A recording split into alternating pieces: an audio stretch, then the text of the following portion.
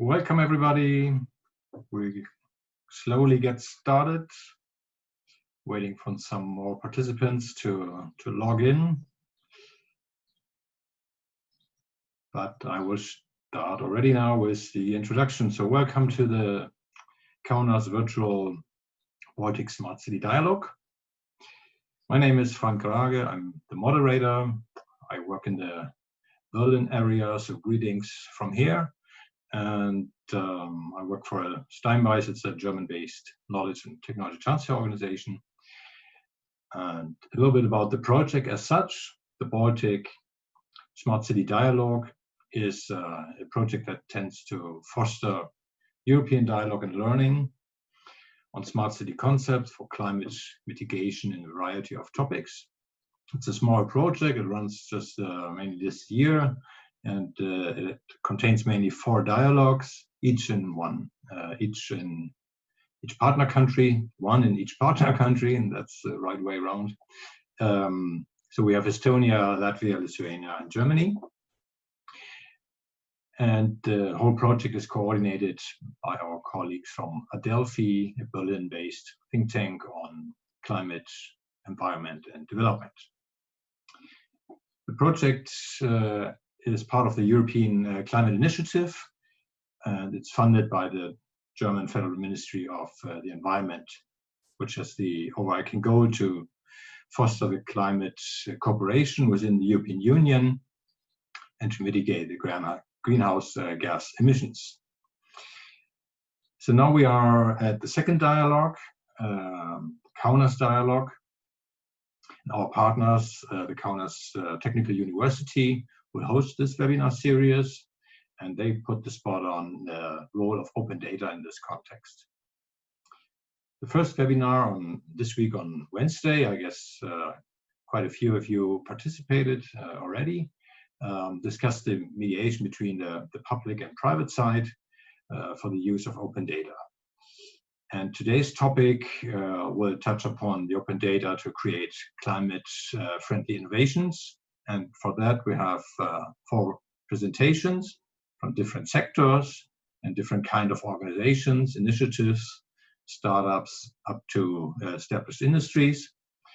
And after that, we will have a panel discussion among the 4 presenters. So next slide. Feel free to interact with us, so use the chat function throughout the webinar. We will come back to that at the end in the panel discussion. And in between, we will also run some polls to get some feedback from your side and some ideas what you think to specific questions. This is actually how we would like to start now. Just to get an overview, who's with us today? The first poll about which sector are you working in? So please make your choice.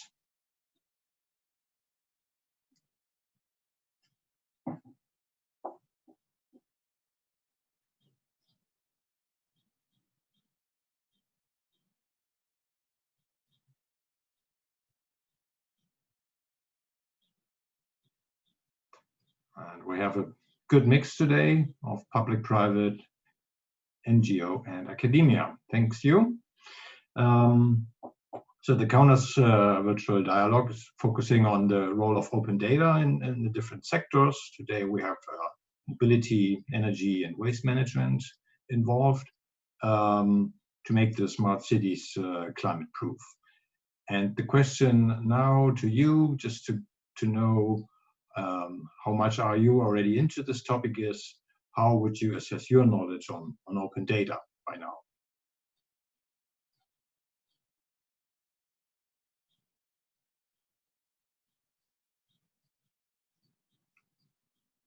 Yeah.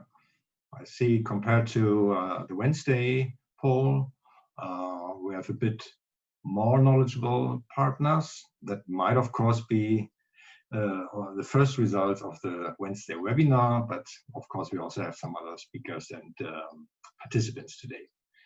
So a good mix from strong medium to not so much by now.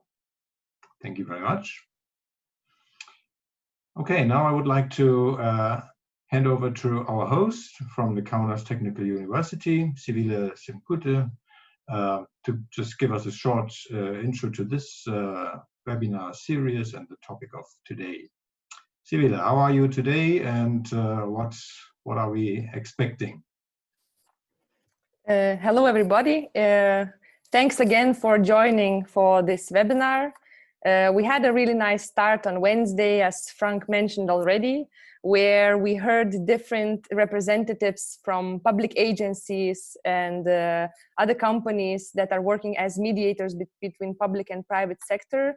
We heard their stories and their view about data, about openness of public sector, about openness of private sector to collaborate with public sector.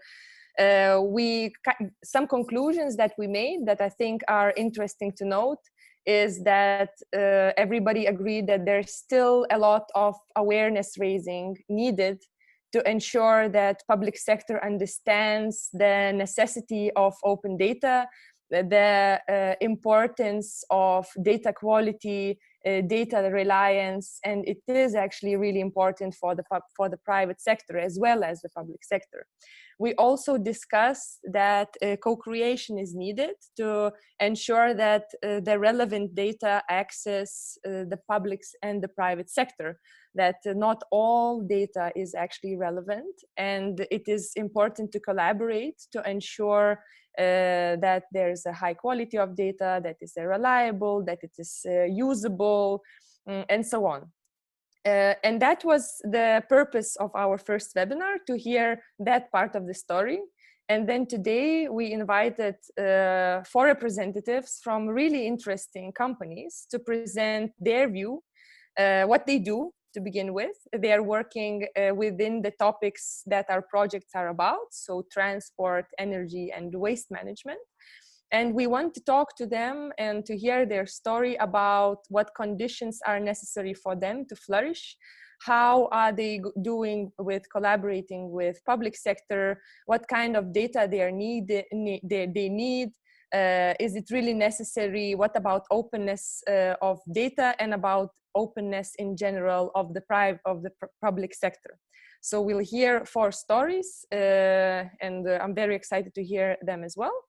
And the last webinar will be exactly about the barriers and about the solutions that could be found maybe on the national level or on the local level, so that this process of becoming more open goes a little faster.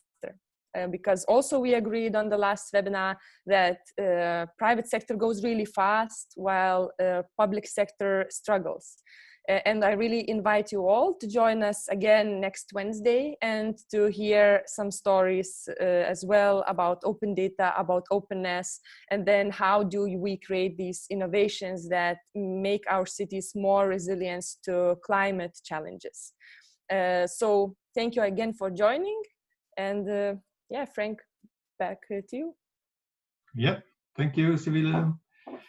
So, almost ready to start. Just one more question to the audience. We would like to know, which statement represents best the value of open data? Sivile mentioned already some of the issues we discussed, and now let's see how you feel about it. What is your opinion? So that's, let's say, more on the positive side. We'll come back to the challenges later on.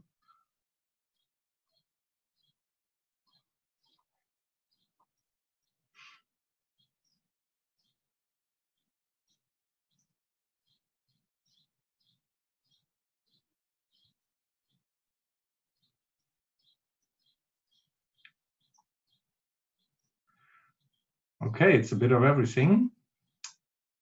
Planning development, boosting innovation, well-informed decision-making, and a little bit, of course, also the research side. Okay, so we'll take that into our panel discussion later on. First speaker, we will start with Justas Petronas. He's a product manager at Trafi, where he helps cities make mobility as a service visions a reality. And we look forward to your presentation. Please, Justus. Dankeschön, Frank.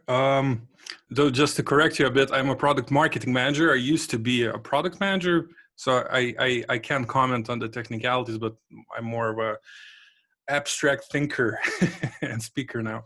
Anyways, so just to quickly acquaint you with who Trafi is, we are a software company first and foremost.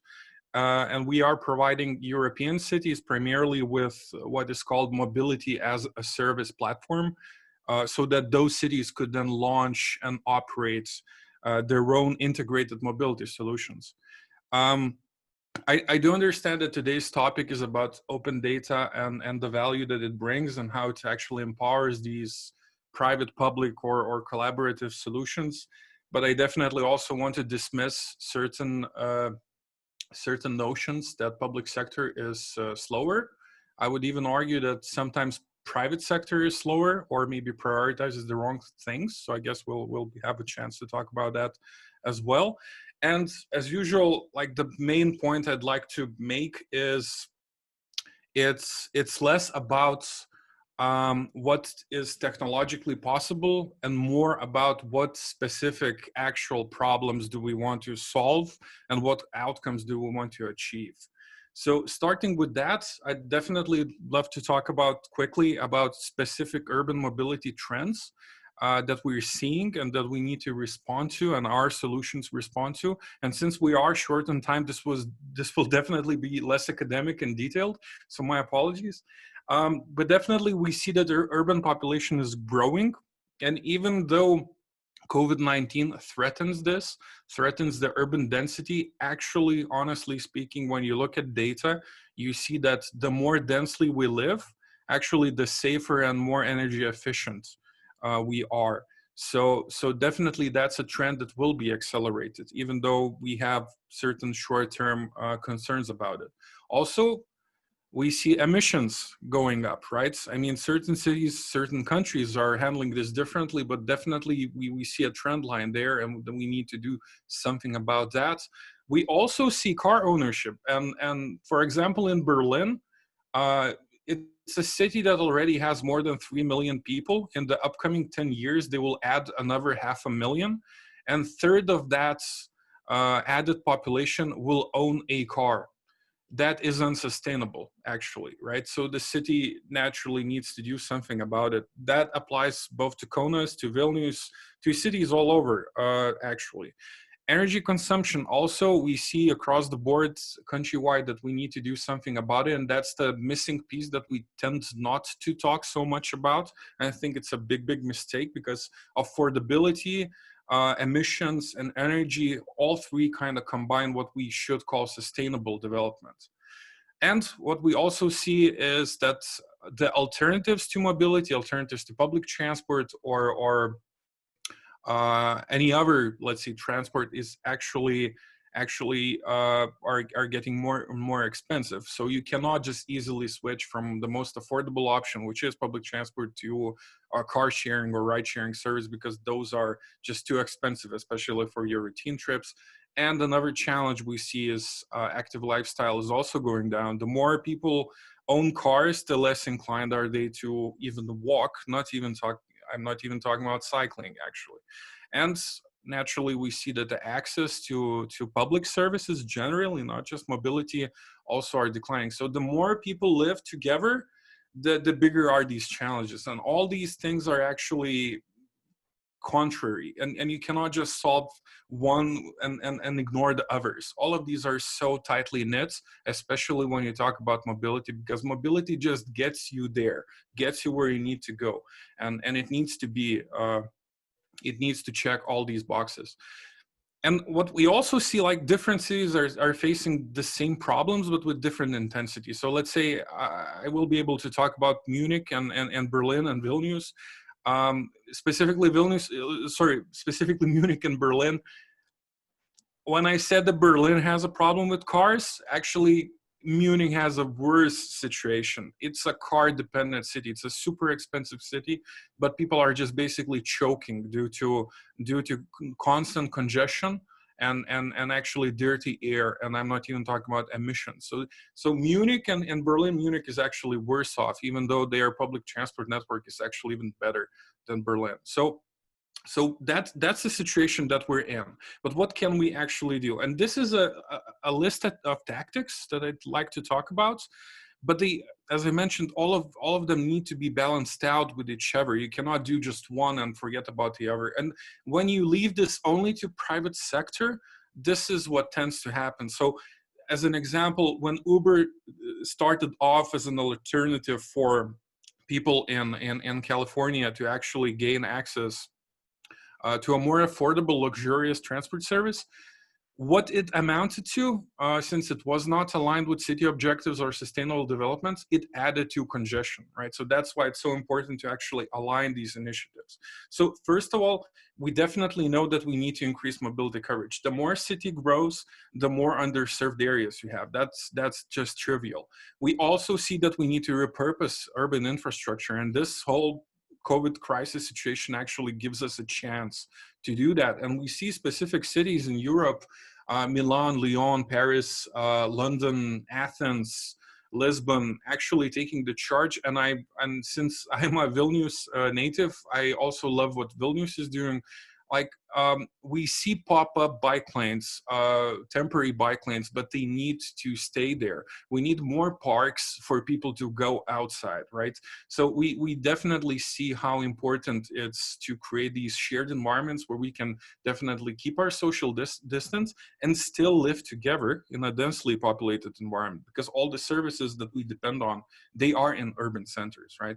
We also need to improve access to the mobility network. And this is when I'm talking about people with limited movements. And this includes disabled people, but this also includes young families with little children, because they also depend sometimes on a car because they cannot take their kids on a bus or wait for a bus, which runs only very rarely.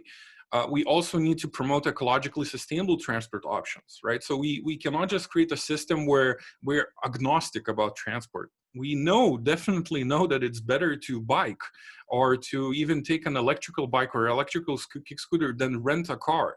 So if we have a system where you can access all of this, definitely options that are more sustainable, more better to public good, public safety, environmental development, sustainable environmental development, we definitely need to promote those.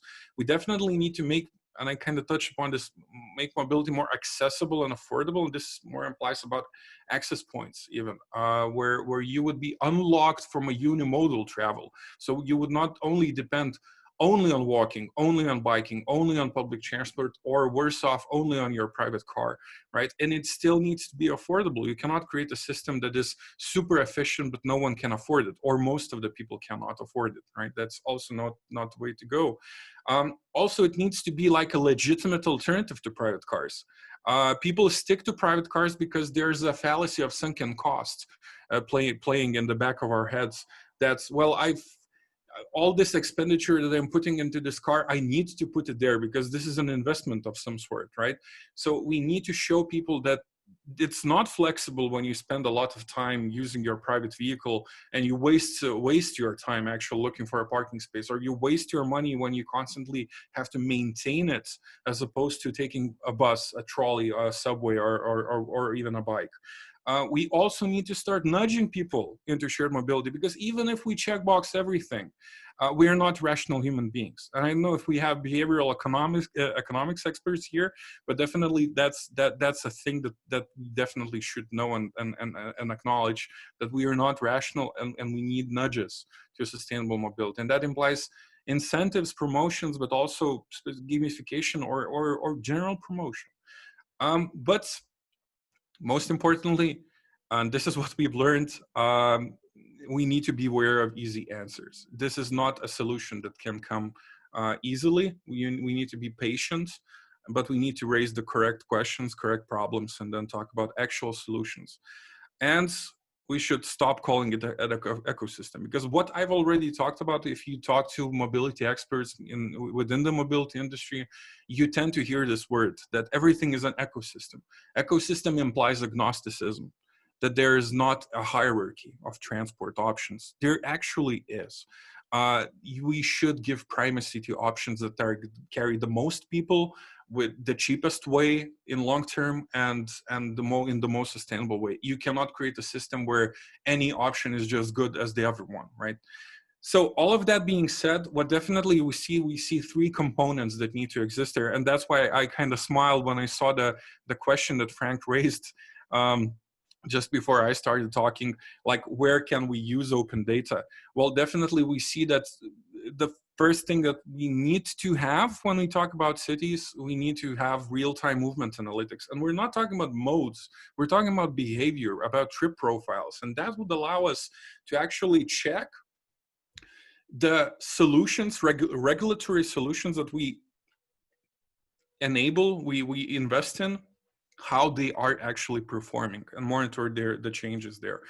Also, we need to create universally accessible access points to urban mobility, and that's only is possible and works efficiently only if we understand how the population actually moves, and then we can offer them suitable options.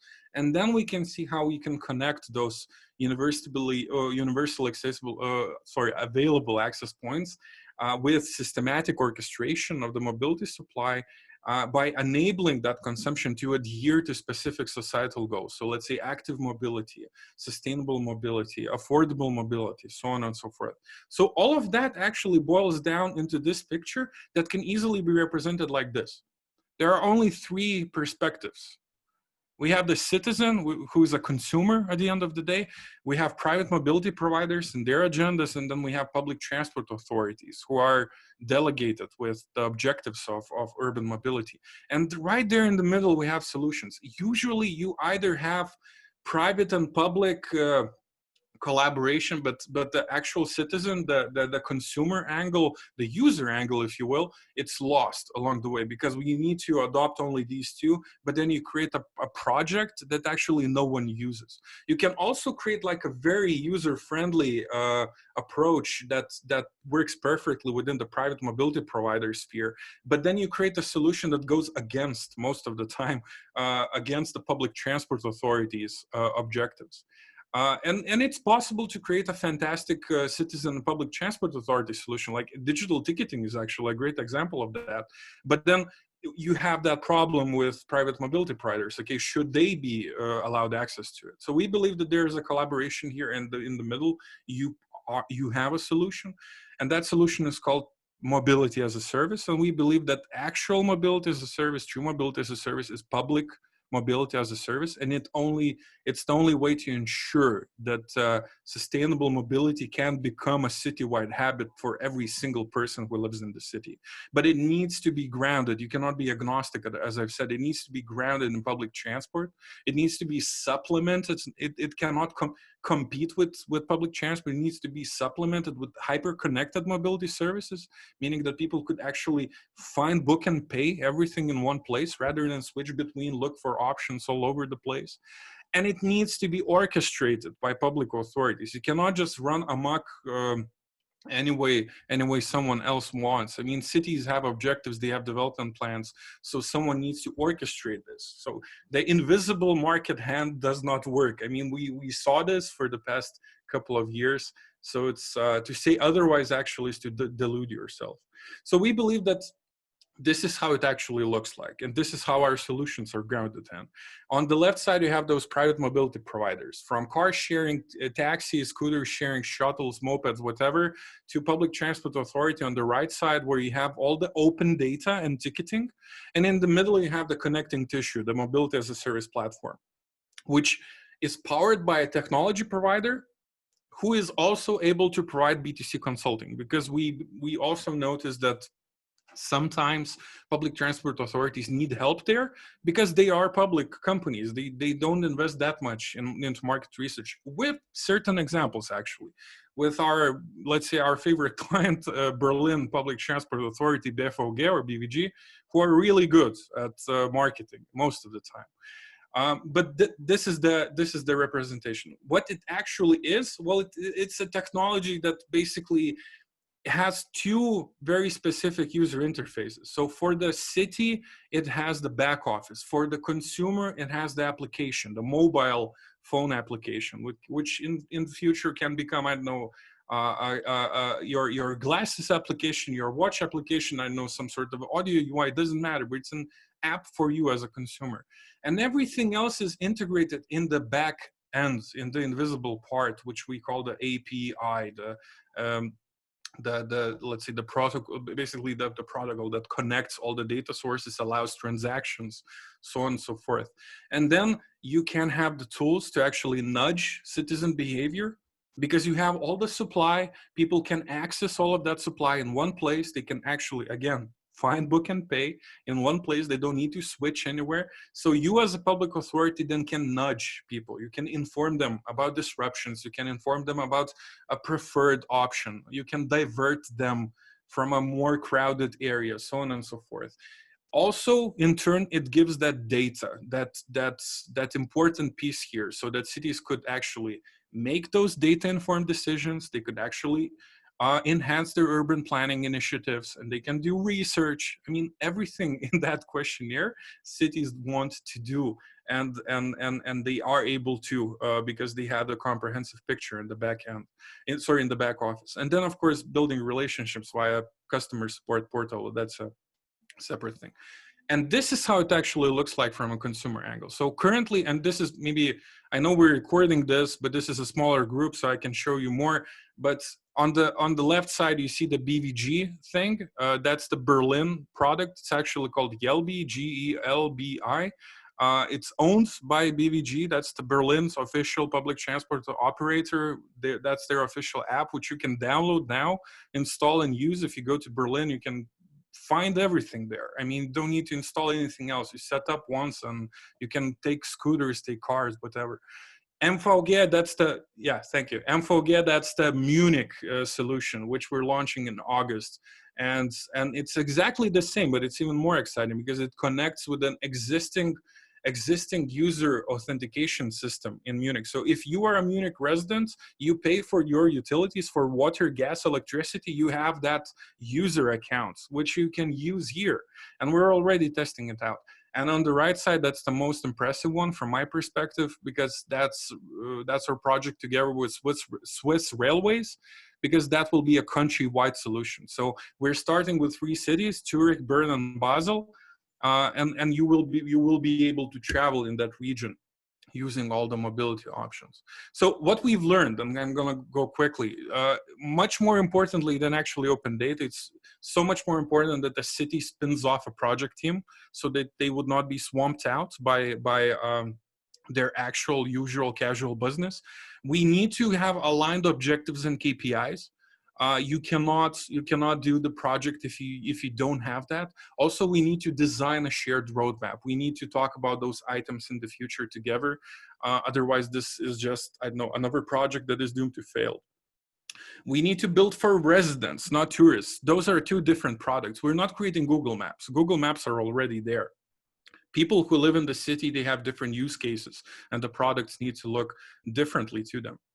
Now it's the importance of the data. So you would have that deep level integration that would allow finding, booking, and paying for services in one place.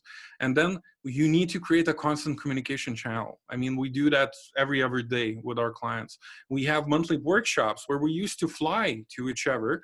Now, of course, we're relying on digital software, but much more important, we need to embed the teams to test everything out. So our team spends so much time in Munich, Berlin, Switzerland, and other cities that we're working on, and I cannot yet mention. So for us, I mean, just some sales stuff for the very end. I mean, our technology is already trusted by Google, Apple, Lyft, and Gojek. Google Maps actually uses our public transport software to show public transport in that application. Our proprietary routing algorithm is actually widely used as well in our own products in Jakarta, in Rio de Janeiro, in Sao Paulo, here in Kaunas. And this is what I talked about. I mean, we started in Vilnius as a B2C company. We talked about more consumer-facing products, but we switched to helping cities because that's what we want to do. And this year, yeah, we can talk about this even more with Munich and of course with Swiss project. And yeah, I mean, we have been doing this for 14 years and we love public transport the most. And yeah, and I mean, if you have questions going forward, I definitely love to hear them. Thanks. Thank you very much, Justus.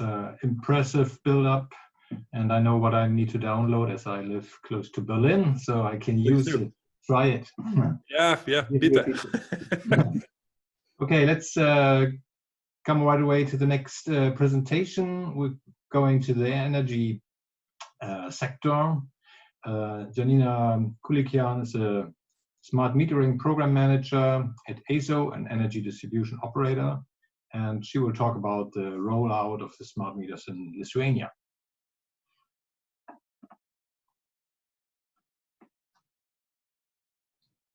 Okay, presentation is getting started. Hello all. I think that we hear you well. You hear me well. Now you can see me, and I think you can see my presentation. So,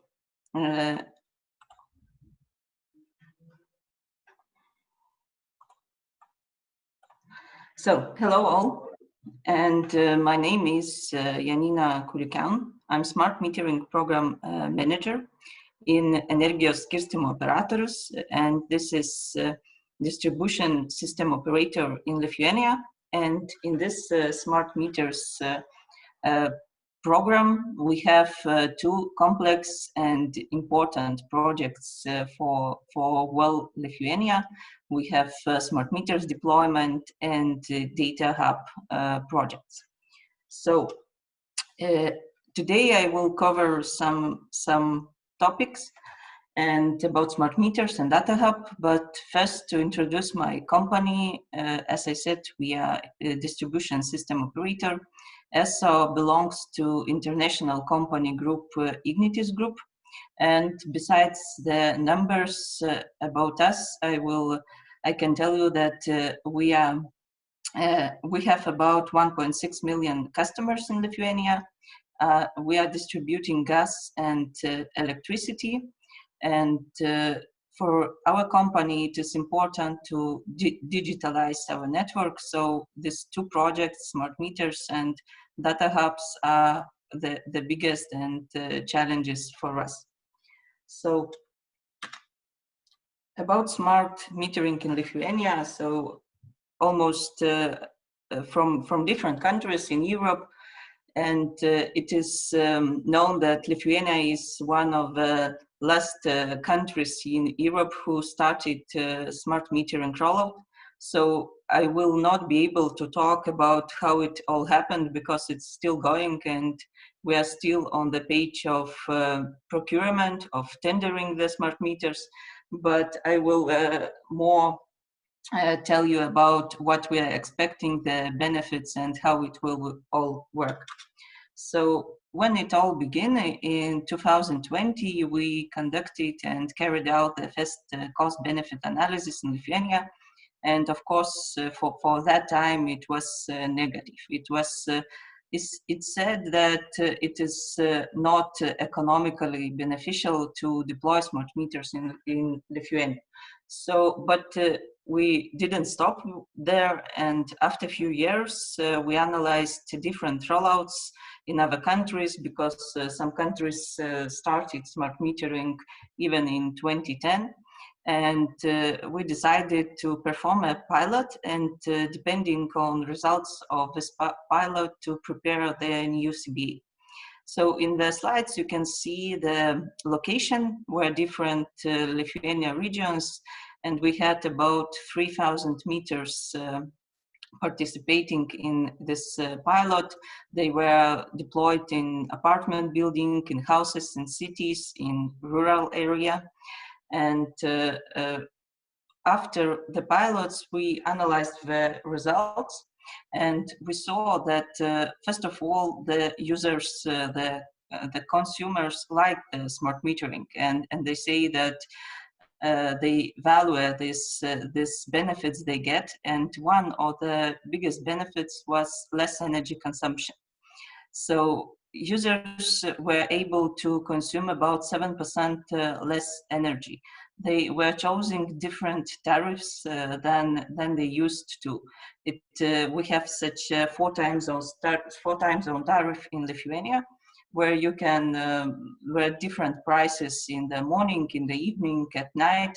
So this tariff plan is only for users with smart meters. So they were trying, and this decreased the energy usage, for example, in evening, and they were switching to the other time of the day to use the electricity. Of course, they get the more better bills, and that decreased the debt, and all of them decided to start using the portal, so it raised the usage of our web portal. So after this result, we had done the new CBA, and technologies were much cheaper, and with these results from pilot, the cost-benefit analysis in 2017 showed that economically it's beneficial to deploy smart meters. So after that, we made the new CBA, and we had simulated 4 different rollout scenarios. So the most economically and socially profitable was scenario when in first stage we deploy for those consumers who have high consumption. They should use more than 1,000 kilowatt hours per year. And after that, from 2024, we would deploy smart meter for all the other users in Lithuania and who are less consuming. In that way, we would cover till the 2024, we would cover the 90% of total electricity consumption from ESO distribution system. So after this cost-benefit analysis was approved, in 2019, we started our procurement. It's almost a year it started, and it's still going, and public procurements are one of the biggest challenges for public companies, because the process is really complex and it takes a lot of time. And of course, what we are buying also needs a lot of attention. The technical specifications are about 1,000 pages, and we have a big competition in this tender. So we need a lot of time just to finish the procurement, and we plan to finish the procurement this year, in the end of this year. And in 2021, we will begin to deploy smart meters for citizens, and while this master rollout will be finished in 2023, and then from 2024 the operation and deployment phase. But it is planned that smart meters will work for 18 years. So it's important to buy very reliable products for very long time.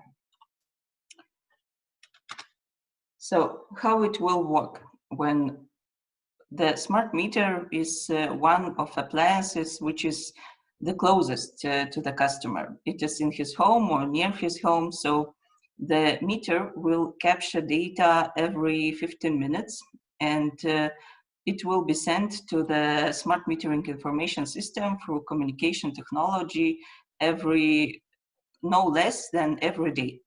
And it is important that data would be captured safely, and it will be sent only through encrypted channels to this information system. And it will be provided then to the data hub. I will talk later more about data hub and its functions. And then from data hub, it will be sent to the suppliers or solution providers or public entities, and they will use this data for some services to the users, to the consumers. But of course, from Data Hub, the data can be provided only with customers' consent. And from smart metering information system, data will also reach some network, distribution network systems, billing systems for our better work efficiency. So the benefits. So what are the benefits? Everyone is talking about smart meters. And we have this three groups of benefits. It's the benefits for residents, benefits for Lithuanian economy, and benefits for network operator. What regarding benefits for residents, it's first of all, of course, it's analyzing the data, the consumption data. The users will get, the data will be captured, as I said earlier, every 15 minutes, and then will be sent to the information system. The users will get access to their data. They will be able to analyze the consumption and, of course, to take some actions to use less electricity or to change their habits, their patterns.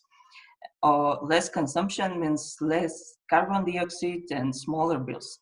Of course, to enable this benefit, there should be some new services in the market. So new tariff, demand response applications, some smart home apps.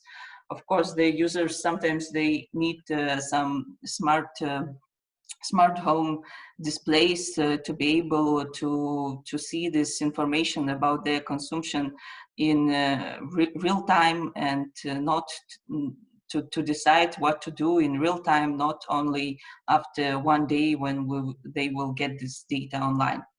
So the main topic, of course, for energy efficiency is how to get to the customer and which services will be for them provided.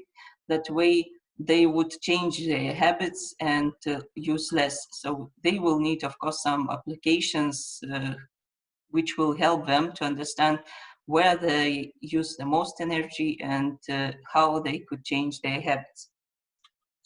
The next part, which is connected to the residential benefits, it's enabling competition and new services in the market. So, as I said earlier, it is for customers to get all the benefits from smart metering. It is not enough only to have installed smart meters.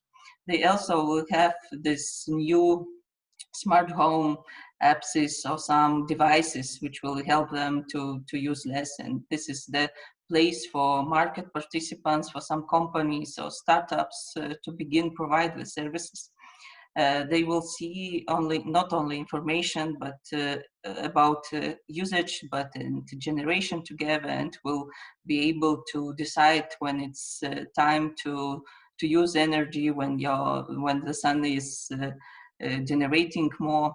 Some energy insight apps, demand side response or aggregators, efficiency audits, market platforms, or real-time pricing. So this is the place for other companies in the market to begin to start providing the services. And of course, they just will need the data and the customer consents to provide the services. Network digitalization. For us as a network distribution company, it is very important to use this data from smart meters to efficiently operate network. ESO will be able to remotely see where and what consumption is illegal, so some theft detection.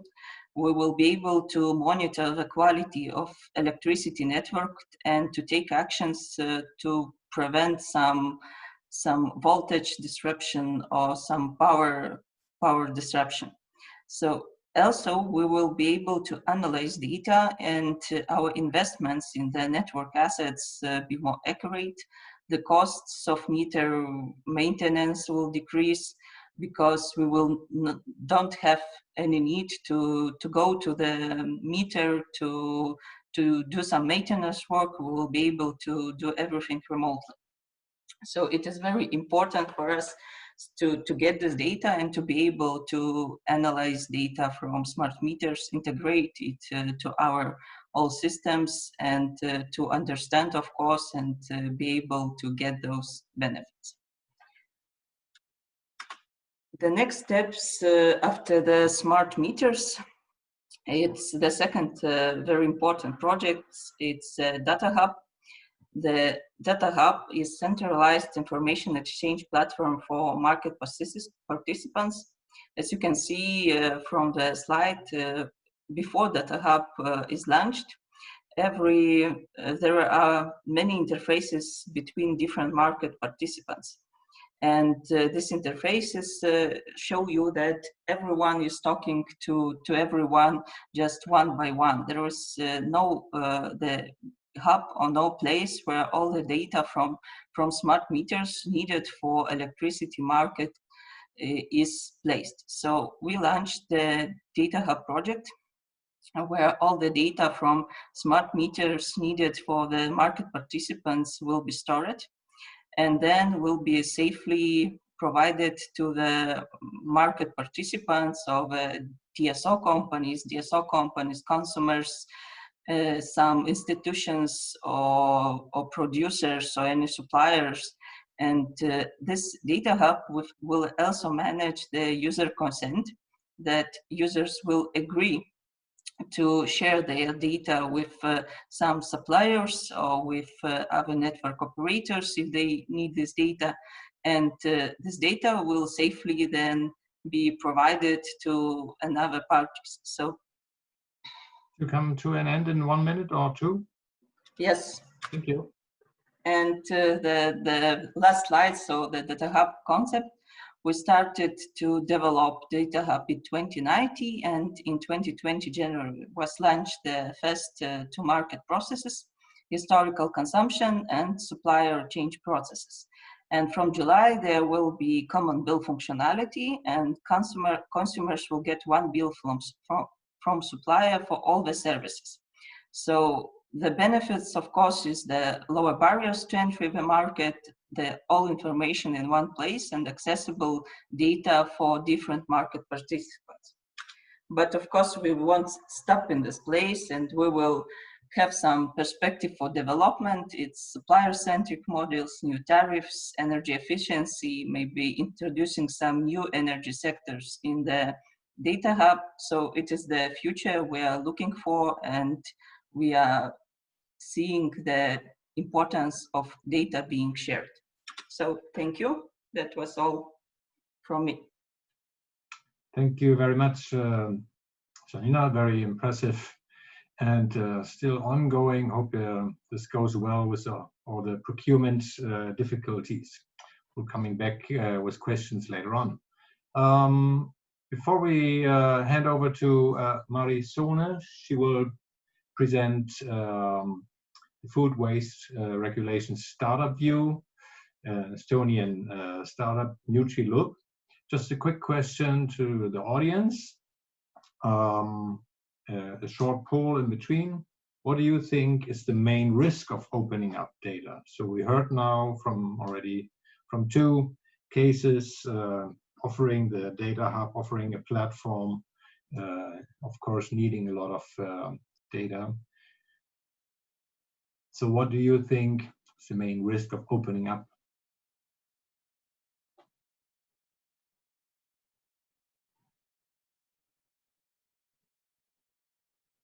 Okay.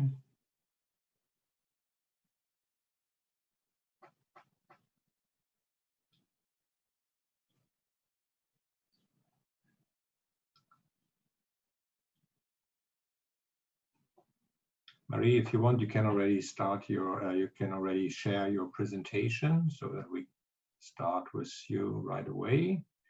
And the poll, I guess, is about to end. Yeah, the disclosure of personal data is the biggest concern among our participants. Okay, we'll be back on that in the discussion. Thank you. And now I'd like to hand over to our colleague from Estonia, Mari Sone.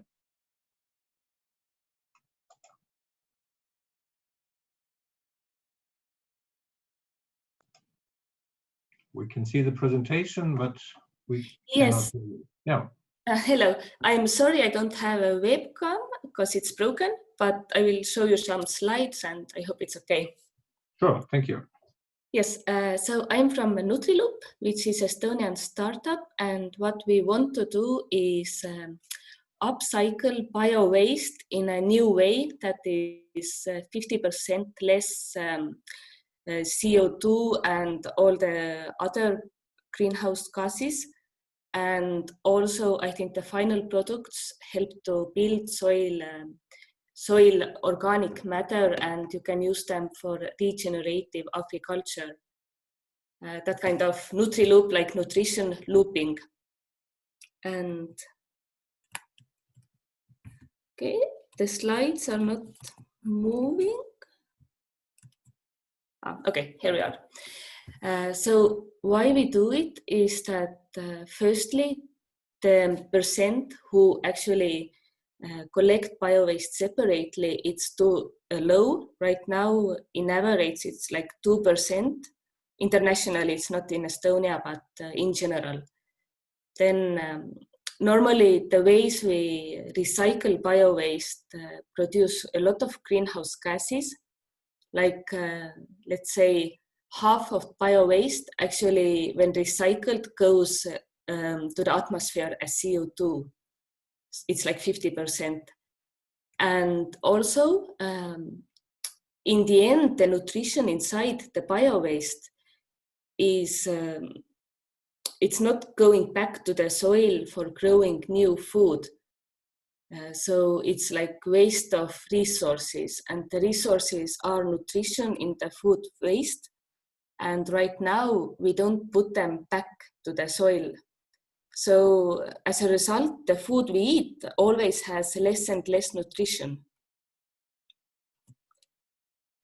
And the solution we found is like a circle that has 4 parts that we have to do together. We need to raise awareness. We need to provide a smart collection. And bio-waste collection in Estonia, at least, normally in big apartment buildings, no one actually cares so much what is the quality. And often people put, just they're lazy, they put whatever gets there. And as a result, the material, it's not only bio-waste, you find some plastic and other things, and you can't use it for growing food. You can't put it back to the soil. And then the upcycling, like I said, actually composting creates a lot of greenhouse gases, which is why we have found a new way to ferment with beneficial bacteria that is closed system, and it produces no greenhouse gases. And finally, the products, we sell them with consultation. So we make sure that actually this nutrition goes back to the agriculture and not to any place. Yes, and now I talk a little bit about our experience with regulators and the public sector, because as you know, waste management is highly regulated, of course, like energy and other sectors, but it has some security concerns and safety concerns, which is why it's understandable. You need to regulate it, but at the same time, if it's too highly regulated, it's hard to bring in innovation. And this is what we want to do. We want to bring in this innovative way of recycling and even the way of seeing bio-waste, because for us, it's like resource. It's valuable thing, and to call it waste, even we think it's not appropriate. So collecting part, but I can say that at the national level, like state level, we had no problems. Whenever we wanted to talk to ministry, they always listen to us, they make us appointment, they help us with regulations, they support composting, and they support bio-waste, recycling, separate collection, and everything. So on the state level, we had almost no problems, and always it was positive. But then when we reached municipal level, like the city government, we found that it's hard to communicate somehow. The city, like Tallinn, for example, they're not welcome to receive us or to talk to us. I think only once we got the meeting appointment, but normally they just they kind of stay very far away. And in Tallinn, at least, it's for restaurants, for example, it's not allowed to compost on site. So on the one hand, state is giving a lot of financial support and measures to promote it. But on the other side, the city government is even saying that it's not allowed. Of course, they might have their reasons, but what we see is it's like one way you can go, but another way you are being stopped again. And then there is many restrictions in public procurement, especially for startups. And I think the main thing is that at the moment, public procurement, you win when you offer the cheapest option, but it's not included how environmentally friendly you are, or that kind of things like greenhouse gases and all the others. And we think it's normally you can't be the cheapest and the most environmentally friendly. And that is the problem. Yes, and now the second part, because in Estonia, the collecting is one thing, but recycling is another thing. And in recycling, we have this fermentation with effective microorganisms, and we create products that it's like not compost, but it activates soil microbiology. And yes, so when we come to bio-waste recycling license, then in Estonia, and I think also in EU in general, you have two options. It's either biogas or it's like classical composting. And if you don't do one or another, then basically you can't have the license. And at the beginning, that was our main obstacle. And at first we couldn't do it as our main job because it was just the regulators didn't acknowledge, which actually means that no innovation can come in if you only recognize two old methods. Then any other, like what we do, or you have tumbler composting or vermicomposting and other options, they can't come in, they can't do innovation, and that is a big problem. So on the picture, you can see the scientist is making actually tests. We put a lot of pathogens like salmonella inside the food waste, and we check if after fermenting with this bacteria, they disappear. And all tests were showing that no salmonella, no pathogens were left. So it is completely safe. We made all the tests and everything shows it is exactly the same. Only problem is that it's not the classical biogas or classical composting. This obstacle, by now, I think in July, finally the law is changing and now we can start operating in big scale. So what did we do until the moment comes when finally the regulation is being changed?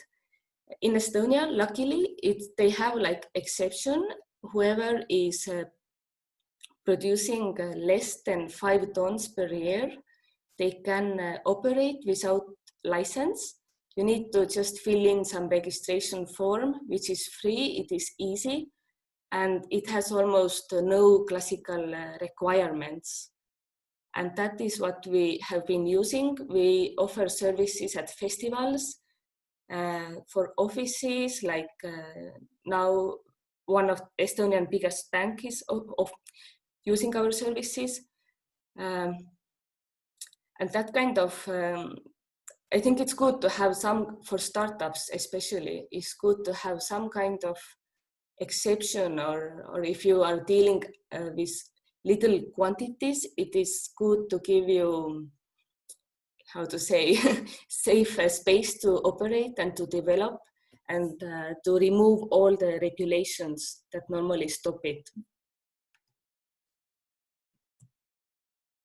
Yes, and the final thing that's interesting in waste sector is that in theory, if something has a value from the beginning, you can prevent it from becoming a waste. Let's say, if you have a juice production, then the juice pulp, you can say that if from the moment you create it, you already know what you will do, that it will go to another product, then it's byproduct, it's not a waste. And that has been something we wanted to do. Unfortunately, the response so far from officials have been that there is no way to see it as a byproduct, but we do hope it will change. Actually, we have one project with University of Kaunas at the moment to use this like juice pulp for animal food. And we use the same kind of fermentation with beneficial bacteria. And we see, in general, we see that the food waste itself is so valuable if the quality is good, if it's not mixed with plastics and all other trash. And you can use it for animal food, for growing new food. You can change the system of agriculture, and you can also change the way we see what is waste and what is not waste, because in the end, it is all one big resource, just depending on the way you process or the way you see it. Yes, and that's it. Thank you. Marie, thank you very much. Well in time. That's quite a big mountain you have to climb as a to overcome all these given regulations, and yeah, good luck further on. Great. Thank you. Initiatives. And we'll also come back to you in the discussion. To all participants, feel free to use the chat, ask already your questions, and we will come to the last presentation. It's back to Lithuania. Darius Montvila is with us now. He is the CEO and chair of the board of the Ignitis Group, and we'll talk about prosumers to use new solar panels with an interesting booking system. So please, would you like to start, share your screen and start the presentation?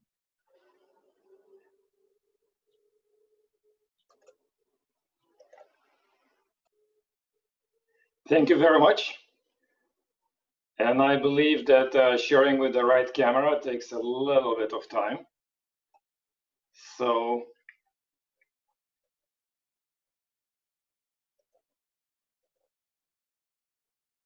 this should be visible, the screen now, I hope. Both you and the screen. Thank you. Fantastic. So welcome everyone. And what I'm going to talk today, definitely prosumers, definitely what you can do with the B2C segment if you are in a commoditized segment, completely commoditized, and if you combine knowledge from the different sectors and a little bit of marketing, and you add the green picture into it, how the prosumers act in a different way that you usually expect them to act.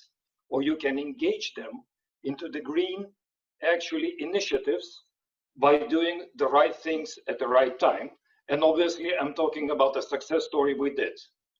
And it's about a photovoltaics for residentials, and very much about how that worked already and how is that working today. And we started in a pretty difficult situation where you can have, actually, you can do a photovoltaics on the roof but if your energy price is not as high as in Scandinavia, Denmark, for example, or maybe Germany, then you calculate and you see that it's not always possible from the financial perspective, even though you want. However, for some of them, it's even more difficult. Even if you want to do that, you live in multi-apartment house and you simply do not have the roof or the space where you can install the whole thing, or your roof, if you look at the bottom left, is not suitable for installing photovoltaics on the roof. It might be the construction of the building, it might be that you are in the middle of the forest, or any other reasons for that. The solution for that we found is something which is called, prosumer. And a prosumer, in the definition of it, that a prosumer is a producing consumer at the same time. So the prosumer can produce the photovoltaics as well as use the electricity from it. But what do you do if you do not have the roof and you cannot install it? Then the solution is that the industrial park, that's on the top right corner, is built somewhere, and then that industrial park is fractioned into pieces, actually in a small pieces. And the multiple users can own that capacity and use that anywhere. And I'll come back to the anywhere. The idea has existed in the world, and what we did, we thought about the platform which can connect those industrial parks with those multiple users. And that's just a platform. What we did, think about that booking.com, just there are no hotels on one side, there are industrial solar parks, and there are no those traveling, they stay at home because they consume at home to consumers at their end. And the platform connects all of them. And if you look why it happens, you look at the demand, and that's only Lithuania, where 50% of households, they cannot do that because they live in an apartment, they don't have a roof or the piece of land. And even if they don't have the roof, if they do, 60% of those roofs are not suitable for installation of photovoltaics. So out of the 50%, only 40%, which is technically 20, can install that on the roof. And out of these 20, only 90%, so total 18% more or less, would like to have them. Importantly, that it's not only those who can, but those who live in an apartment want to do it. Then the solution is rather easy. You do something like a solar park.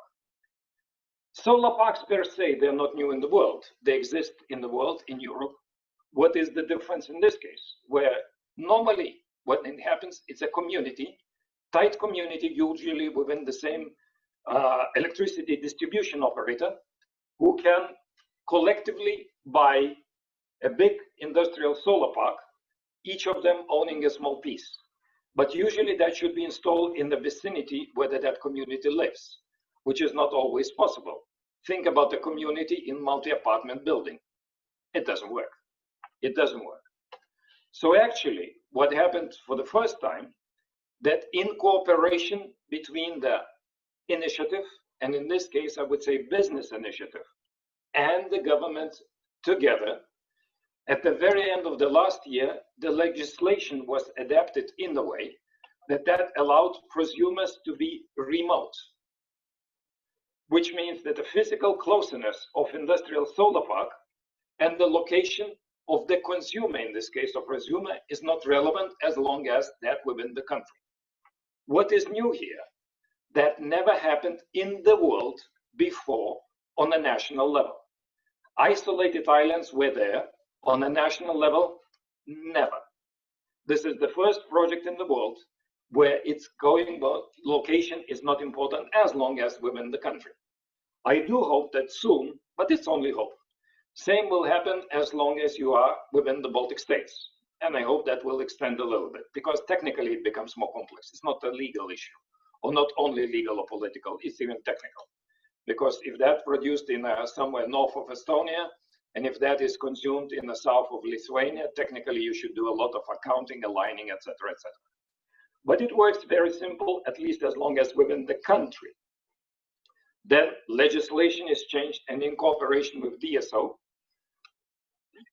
location can be anywhere. Then you do a simple platform where the consumer can choose which piece of which huge solar park he or she wants to do, sign an agreement, everything is online, and become the owner as soon as the plant is built. And that's important. You can book the capacity while the construction of the plant is in progress, because that's beneficial for both the end user as well as for the developer. And what is important in the middle, ease of use, and I'll come back to that. That should be very, very easy to use for the end user. Otherwise, he or she will not be willing to do that. Even though if you do the research, and we did the research, and that's quite similar in most of the countries, it differs a little bit. Consumers are looking for using renewable energy. Consumers are looking for the ways they can conserve the nature and save. Consumers are happy if they can obtain their own energy independence. However, they're not willing, in the most of the cases, to do much. They're not willing to work hard or to think hard. That's where the platform comes in, because then the platform allows you to do the whole thing with a couple of clicks. It's easy to say because I know what happened, and what happened, then we started on 1st of October. Then we started the platform with the first industrial power park about to be built. Just a piece of land was there and a technical project. And we offered on the platform for those aware and willing to try the first 1 megawatt of power to buy, or if you want, you're not sure about your future, to rent. What happened with the first megawatt? Rent was sold out within 12 hours, technically 4. Actually 4 hours, everything went out. Remaining, 0.9 megawatts was sold out in less than 48 hours. This is the demand. Of course, you will say early adopters. Now I can tell you, not only. Because after that one, 3 megawatt came in, another 3 megawatt, 1 megawatt, and now we have something like 6 parks competing for the attention of the B2C. And they are all impressed by what they can achieve and by the value they can get. And I said the value should be for both developers and consumers. From the developer's perspective, it's very easy. They can save money and the stress of doing what they're not good at. They're usually not good at marketing and talking to thousands of consumers and then maintaining the relationship for very long. They're good at building the huge solar park and maintaining that solar park. That's totally different. They are happy with the value proposition of managing the risk, because the platform takes away not only the marketing and sales and the contract, but the whole relationship and the money collecting, and dunning if would that be needed. So the big partner can offer a technical and financial stability when dealing with end users. And it saves a lot of time, because you don't need to contact thousands of those users, because usually they buy from 2 to 10 kilowatts. And if you have a 5 megawatt, plant, it takes quite a lot of time checking all the contracts and all that practical, problems. It's a nice value for customers at the same time, because they can be, energy freedom, they can save the environment, they can feel that they are entrepreneurs because they just bought something. They can track their cost of electricity in a way, not only what they consume, but how much they save, so how much they produce at the same time. And that, by the fact, actually indicates that those who start tracking that, they become much more conscious for what they're doing, and they're turning emotionally much more green. So we have a drag effect, where the guy having this has something to brag about and invite others, thus spreading the news that the green is good, even for those non-believers without any activities from us, or even the activity from the state. And that enables those who are willing to do, but cannot have the green power, their own green power, if they live in residence, in apartment buildings. And on top of that, become quite an independent. Why quite independent? I'll come back to that now. Rational independent, that means that if you buy this and if you have cash to buy, you can rent, of course, then for the rest of most of your life, 25 years, not all your life, you will not have to pay for electricity. So if the price goes up or the price goes down, you don't care. Your cash flow is better, so that's saving. And if that goes sky high, you are free. That's not your problem. It's a convenience because everything on the web, and it's convenience because it's one-stop shop. So just click 3 buttons, you got it.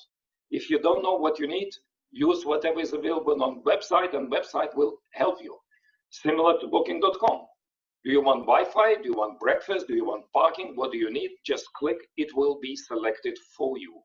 As long as you just click the button and you don't need to leave your table. And it's very good emotional because you produce your own energy, you are green, you are free from external influences, you are sure that it's not produced in a dirty, cold land or in another country which you don't like. That makes you very modern, that works very well. And once again, nature is very important. It allows you not only to feel, but to be sure and tell everybody else that you do protect the nature. Really, you do. And to be able to do that, you know, that value proposition for the consumers, and that's very important, is save money, pure save money. And it's not today, save money in 5 years, 10 years, 15 years, or 25 years, when your cash flow is not really, well, you don't know it. Somebody even called that it's a perfect investment for pensioners, because if your cash flow starts going down in terms of income, then you can secure that at least this part will remain very stable, around 0 for the future. There will be a small maintenance fee because still somebody should cut the grass, make sure that the whole thing is insured and repair the power plant, but that's not you. You don't have to climb the roof during the winter to clean it from the snow and having the risk of falling off, no problems. You can be sure that you manage the risk and you save the CO2, and you don't even need to do anything about it because that's automatic. And as a residential, you save a lot of time because you don't damage your roof, you don't have to climb it, you don't have to calculate, you don't need to worry about anything. Because the owners of the platform will make sure that the project technically is sound, and the guys or the team or the company who wants to develop, the developers, they have a background, which is known, and they have a technical know-how, and they have a capability to serve it. And if for whatever reason, after whatever many years they fail, the platform will take over the maintenance of the network or power plant installed. So that's a security for the customer. Then the customer is safe and the developer is happy. Then the whole thing works. And if I look at why this worked very well, there were 3 major ideas which came to our minds. A, for the end users, because without them, nothing works. That should be very, very easy. They don't need to know about how the panel works and what inverter you have to do, how the technical works, how I maintain the whole thing. It's not only that, the entire customer decision journey should be simplified to the bare bones. Click, click, click. Same complexity as a booking.com. You don't have to read instructions how to use it. We did the same, worked miracles. And if you don't know the size, again, click, click, you know how big power plant you need for your home, based on the power you consume, based on electricity you pay, based on the bill, whatever. The pricing should be attractive, and the pricing is made in the way that if you try to install on the roof of your house, provided you can, or you ask your neighbor who did that, then your pricing will be just a tiny bit lower. So you're motivated. And that's your own.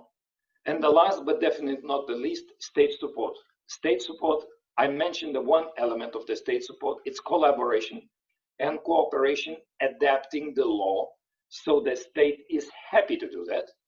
And COP21, Paris Agreement, as well as United Nations Sustainable Development Goals, as well as the plans established by the European Union, how many prosumers you should have in the country, that helps a lot.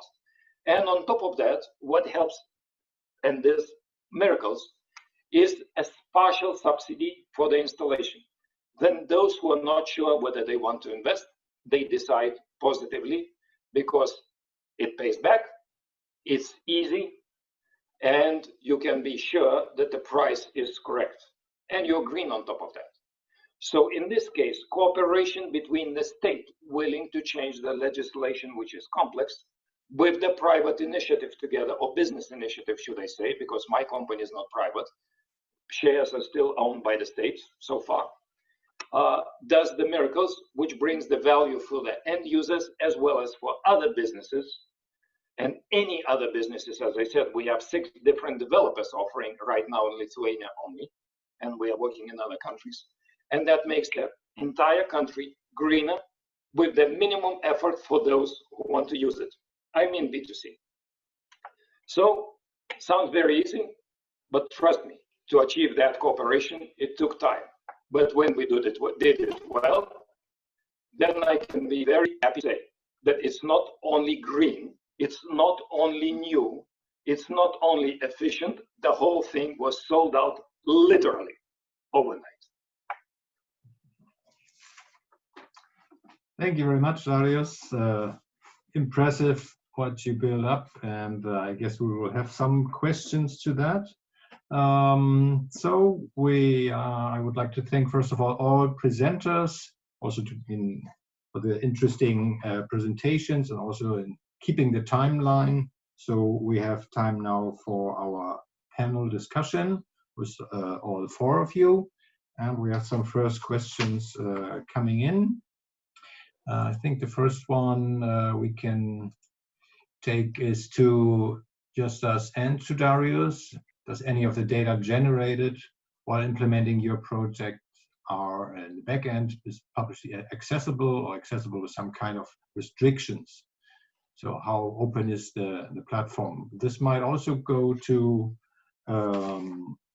Janina for the data arc, I guess. So who would like to start answering that one? Okay, Darius. I can try that. Part of the data is accessible, however, at the time being is a small part. So what we are sharing kind of happily with those willing to invest, it's how they can plan their activities. So based on the experience, we're sharing their data.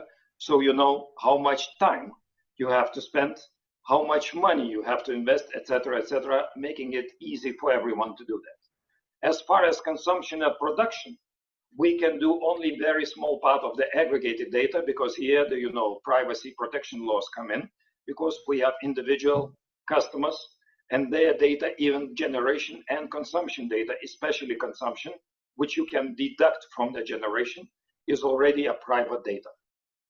But the amount of energy generated, we are ready to share, because that's on a large scale, and that does not reveal an individual. And that usually follows the generic pattern within the country. Okay, thank you. Who goes next? So I guess I can continue. It's very similar to what Darius said, because one of the core things we understood, and it's something I've also mentioned, since we believe that the actual orchestrator of the mobility network should be the public transport authority, I think that the title itself implies who should be the owner of the collected data, right? So the way it actually is set up, it's that every single thing that is being transacted on, or information that is being generated, it's stored in a secure environment that is only accessible by the public transport authority. However, that organization's specificity actually allows external stakeholders to gain access. Of course, it depends on, due to reasons that Darius actually mentioned as well. I mean, you as a third-party researcher would be able to ask BVG in this case in Berlin, or MVG in Munich, or I don't know, even let's say SBB for the Switzerland project, and they would. I wouldn't say they would be forced to provide the data, but I think they would be happy to. And that's one of the things that actually happens, because the project in Switzerland actually is being run together with the Zurich Technology University, which is like what European MIT analog, right? So the data is crucial there. However, the data protection things, we take that really to our hearts. And honestly speaking, and I guess Frank, you will agree with this with me. The German Data Protection Office, I think, is so much more rigid and you know, profoundly digging rather than anything else I've seen in the world, right? So to have a stamp of approval from you know, the Datenschutz in Germany, it's a sign of approval, basically. So yeah, so the data is there. It's owned by the city at the end of the day, which in turn is basically means that the population itself owns it, but it's also secured so that you would not be able to manipulate it in certain ways that would not be lawful or you know, moral even. So long answer, but yeah. Important. Thank you. Janine, how is about your data hub? How is it organized? Or how will it be? I mean, it's still in setup. So in Data Hub, it is planned that there will be some consumption data from smart meters. But for today, we already have some are participating in some projects. There were some European data access pilots recently where we have provided the data from our pilot project, and it is anonymous data, of course, because the consumption of users and even in 15 minutes captured every 15 minutes cannot be shared without user consent to any companies, because there are strict rules for this data and for processing. So we can share some anonymous data for the companies to be able in the sandboxes to try their projects, to check the ability of data and to check if this data is something they need. So, and later, of course, in Data Hub in 2023, there will be more data available for service providers, for third parties, for all institutions, and so on. Mm-hmm. Thank you. Maybe we continue this question, also go to Marie in Estonia about data usage. How is it in if it's more up and running, and if you overcome some of the regulations, what kind of data you need from the public services for the waste collection, or what comes back regarding the quality of the new products you provide then to the regional partners? Yes, in Estonia we have quite good data available about waste collection. There is one big public database that has, I think, data about most of Estonian cities. So we offer audits and different services to municipalities. And before we offer services, we can see what is the situation in that town or city, like how many people collect separately bio-waste and how many people don't collect, and so on. So that kind of huge database is quite useful. About our own data, I would say that when we offer services and we make audits and questionnaires, of course it's not open, or it's not for everyone. It's only for our client, because it's also, no one wants to be shown as I'm someone who doesn't care about the environment, or in our town people don't collect separately. So this is something.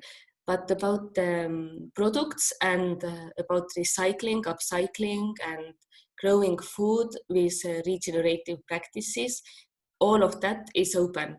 And we actually promote it, and we try to raise awareness, like general awareness. And we consult people who do theses about this subject, or whenever someone is asking something, whatever scientific results we have created by our own team or in cooperation with universities, it's never like a secret. we are happy to share everything. We don't believe that you have to keep it to yourself to gain some kind of advantage, because in environmental things, normally people who do it, they are not so competitive, at least what we see in that kind of field. Yeah. Okay, thank you very much. Another question, which is of course related to the overall project aim. We're talking about smart city solutions for climate mitigation. And we heard about, of course, the social value, the economic value of these initiatives. But what about the environmental value? So how would you, each of you, describe the impact these initiatives, platforms, projects have on ecological effects? Oh, it's so easy for me to start. I would love to jump in. Everyone saw the lockdown, and I think everyone has windows, so you can look through them and check what happens when you remove cars, right? I mean, we try to live in a world where you have to imagine what would it be like to remove a vehicle with an internal combustion engine and see the effects, and you have to kind of invert the math to arrive at those numbers, right? And now we got a perfect opportunity to see what that world would look like, right? And I've never seen such data basically collected from all the things, that the devices that collect the emission data. I mean, since I think the time that it was collected, right? So we went like a couple of decades, for at least a couple of weeks, we went a couple of decades back. So now we know where to go. Question is, can we? And it's more of a question, is that motivation enough? And I think this is where economical reasons kick in back again. I mean, a lot of people just can't not use a car, especially those who live outside the cities, right? People who would love to use public transport, now it's a big challenge for public transport authorities to actually ensure the safety, because no one wants to ride in a cramped environment where you don't know if the virus might spread again, right? So that's another tricky part. But those two things already combined could mean that if I can afford the car, I most likely will afford a second or a third-hand car, which is a crappy vehicle, basically, that has horrible fuel consumption rates, right? And environmental impact. So it's more how to have a tool that could be, as I've said before, a legitimate alternative to a car as step number one. And step number two, how to have a tool that would help people start, help, let's say, cities or public transport authorities start nudging people into that tool. And that's more of a marketing effort. It's a social marketing activity, but it's a big deal. So technically, from my perspective, it's a real easy answer, right? It has a direct impact. We know what it can do. We can see it and feel it, but it's a big job, and I think we're already lagging behind. Not in a lot of cities. 68 cities in Europe actually are in the frontier in regards to taking action, immediate action. But it's so important to sustain it or encourage other cities to jump in as well. Let me just come back to you mentioned the two cases in Germany, Munich and Berlin.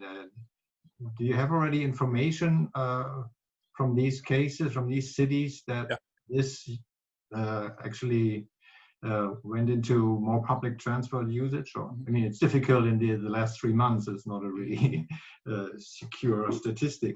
Yeah, no, it's it's a good question. I mean, what kind of transportation was that?